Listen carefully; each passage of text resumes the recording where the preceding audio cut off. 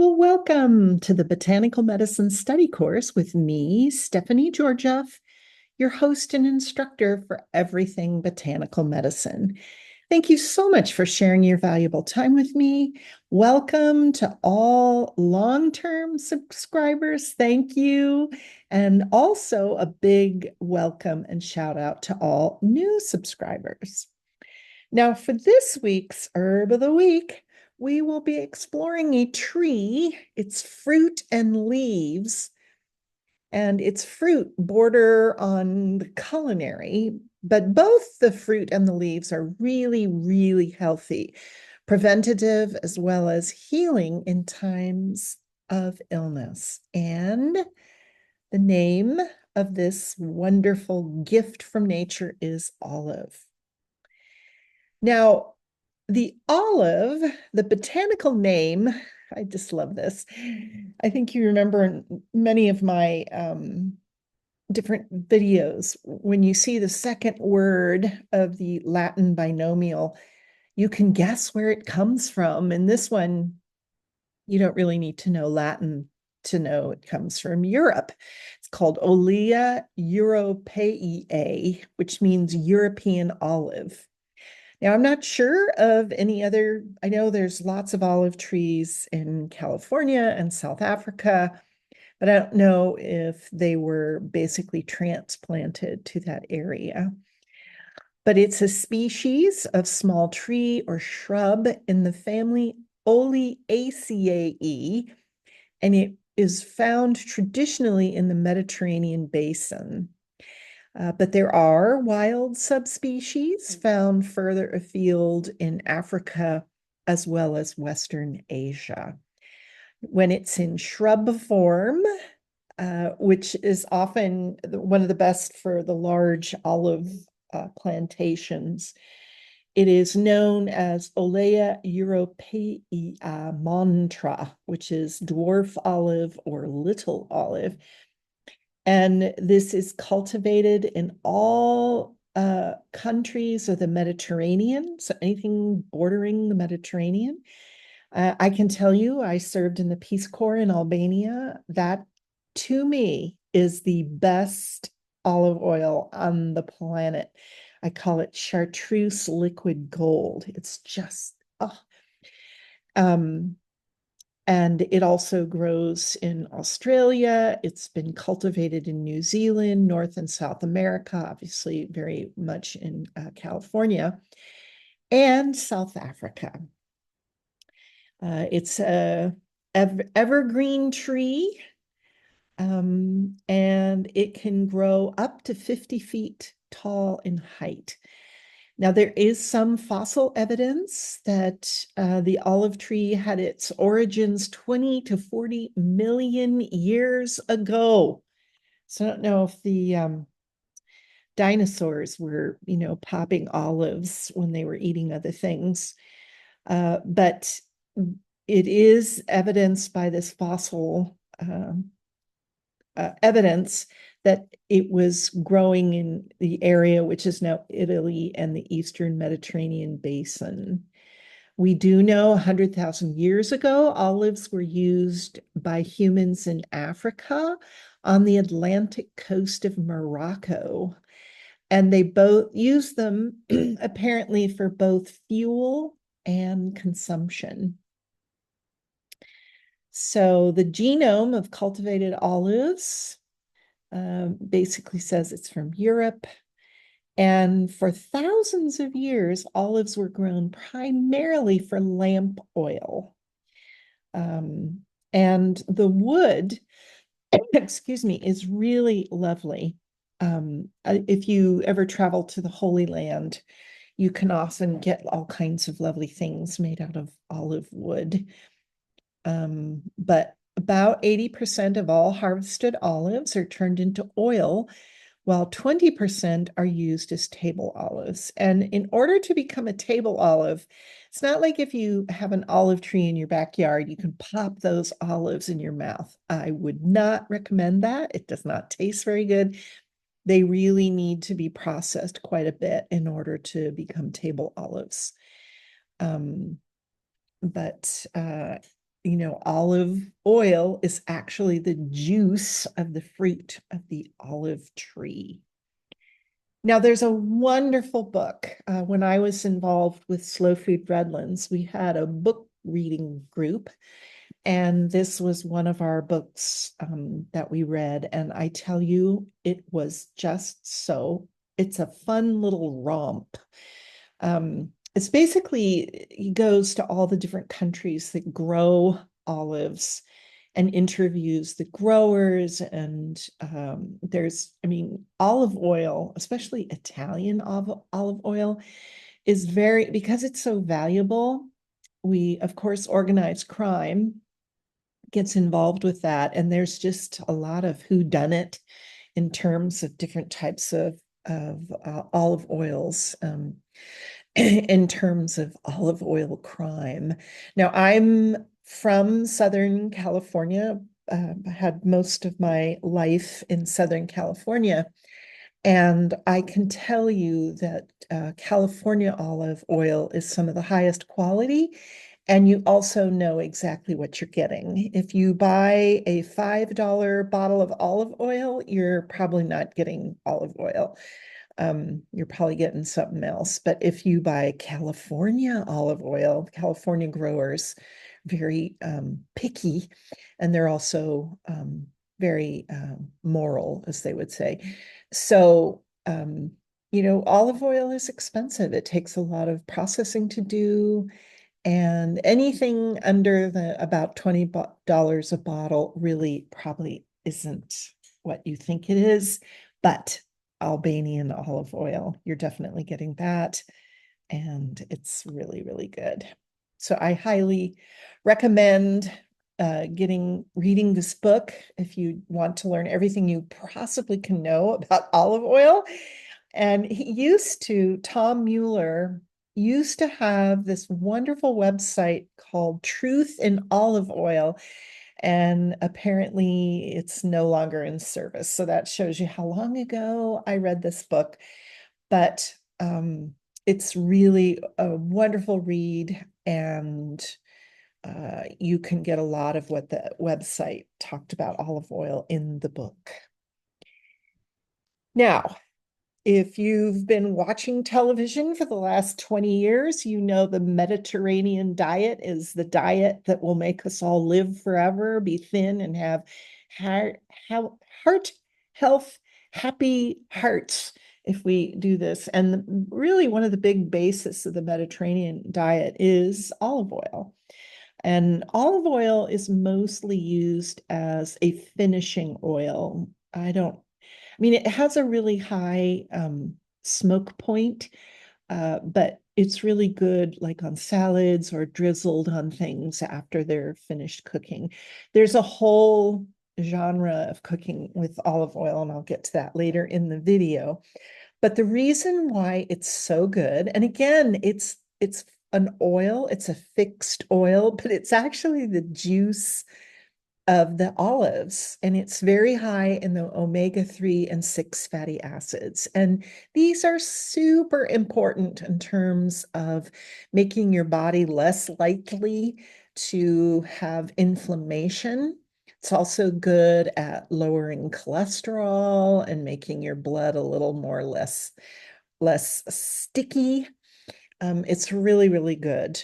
If you read the book Extra Virginity, in some Italian families, they actually drink shots of olive oil in the morning, like you and I would do espresso. I personally am not there. But anyways, it's really good. It's also rich in antioxidants, and antioxidants are the things that combat all the not so great things that are floating through our bodies. It's, as I said, an anti-inflammatory, mainly because of the omega-3 and 6 fatty acids, and it's really good. One of the highest omega-3 and 6 fatty acid percentage-wise is oleic acid. And this is a monosaturated fat that makes up 71% of the total oil content. And this reduces inflammation Oleic acid reduces inflammation, and it also eats up all those um, radical oxidants in the body. And it's really good for both the heart and the nervous system. We need enough good fats in the diet to help our nervous system function more efficiently. Now, the other big thing, and this also had quite a heyday in the days when Candida was the bane of humanity. And yes, especially in Western diets and particularly North American, the processed flours and high fructose corn syrup and everything, and the amount of sodas that we're drinking, excuse me, when you're eating too much sugar and simple carbohydrates, not the fresh fruits and vegetables, which are complex carbohydrates, we tend to grow a lot more fungus and yeasts in the body. But the olive leaf extract is mostly known as an antifungal and an antimicrobial. Now, the extract is basically a concentrated dose of the substances in olive trees, olive leaves, and like the fruit, it's a potent source of antioxidants that support the immune system. So anytime you see something rich in antioxidants, right off the bat, it's going to improve heart health. It also apparently lowers the risk of diabetes. And it's probably because of its antifungal properties, which are, diabetes is excess sugar in the body, and excess sugar grows fungus. And so the fact that this lowers the risk of diabetes certainly can help there. It also has a very powerful antimicrobial um, quality. And as I said before, it's been touted for candida infections. It's not as popular as it was about a decade ago. Apparently, we've all cured our candida by now. But there's good evidence that it does help to reduce candida. Now, if you take the extract, you'll see stars. It's not what I would call tasty. Now, the benefits. Oh, sorry. There we go. Pushed the wrong button. Sorry. Now, the olive leaf contains a uniquely powerful polyphenol, and it's called oleuroprene. And it's a glycosated secoiridoid, for those of you who knows what those things mean. It's a type of phenolic bitter compound, and it's found in green olive skin, in the flesh, in the seeds, and the leaves. And the oleuropein shows that this has a powerful antioxidant activity. It's anti-inflammatory. It has lots of antioxidants in it, helps lower blood fats, it helps prevent atherosclerosis, and it reduces inflammation. Now, when I said you can't have a tree in your backyard and pop those olives in your mouth, this is the little substance that you don't really are not going to enjoy the taste. And this is actually taken out of table olives. And there's a lot of processing involved. And in some methods, they actually soak them in lye. And there's a lot of environmentalists that get all angry at olive processing plants for dumping this water into systems, et cetera, et cetera. But this is the substance that you will get, particularly in the olive leaf extract, that will really help uh, everything that we've been talking about. Now, there's all kinds of supplements. Obviously, the benefits of olive oil are, you don't need a pill. You can obviously take that, in your food. I'm sure there are probably some sort of capsules with that. But when it comes to the olive leaf, you can get it in capsule form, you can get it in tincture, you can buy it in bulk powder. There's all kinds of ways to take this. And something else, which is more in the homeopathic realm, is a Bach flower essence. And there's a Bach flower essence for olive. And for those of you who are not familiar with this, basically, these are remedies where they're made with a sun tea of the flowers of these different plants. And then they preserve that sun tea usually with brandy. You can get non-alcoholic flower essences like in vinegar tinctures and things like that. But you only take like 1 or 2 drops of this. And what I love about this, and I think we all need it at this point, it's for tiredness and exhaustion after great efforts.